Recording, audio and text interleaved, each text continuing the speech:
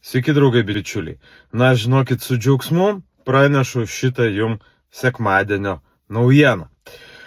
Taigi, labai daug dirbau, labai daug ruošiausi, labai daug teko sugaišti valandų skambučiams, paieškoms internete ir taip toliau, ir taip toliau.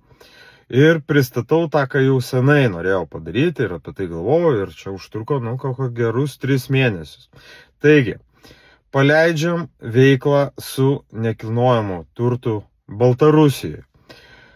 Veiklos esmė, kad daugybė lietuvių kreipiasi ir kuo toliau, tuo daugiau dėl galimybės įsigyti nekilnojamą turtą Baltarusijoje, kuris yra tikrai pigus. Na, nenoriu šiuo atveju kalbėti apie Minską, nes Minske jau situacija yra kita, bet jeigu paimt kažkokius objektus, kurie yra maždaug, 30 km nuo Minsko, baltarusai skaito, kad tai yra labai toli, jau žodžiu čia, ojojoj. Na, kas tie 30 km tiem mums lietuviams, jau visiems didžiai daliai pakeliavusiam po Europą? Ogi apie nieką. Aš pats iš Kulauto sėkmingai važinėdavau į Kauną, kartais po 2 kartus į dieną, o kartais ir į Vilnių be problemų tą pačią dieną nuvažiuodavau ir grįždavau, ir tai nebūdavo problema, kartais net tekdavo po 4-5 kartus į savaitę.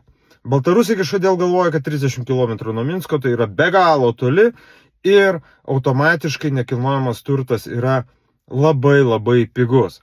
Todėl važiuoju šiandien ir ketinu įsigyti, paklausti keletą namukų.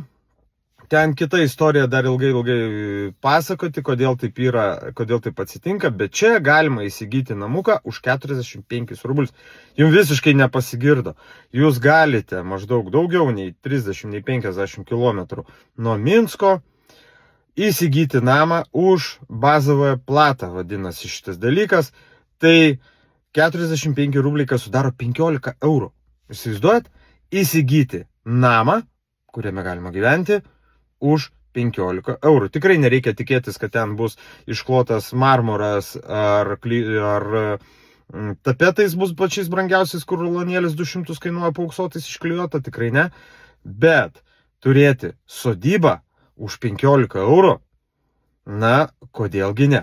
Tai važiuoju, laukite šiandien video vakare, kaip man sekėsi nuvažiuoti ir paklausti, kad pasiūlytų ar net pabandyti įsigyti keletą namukų.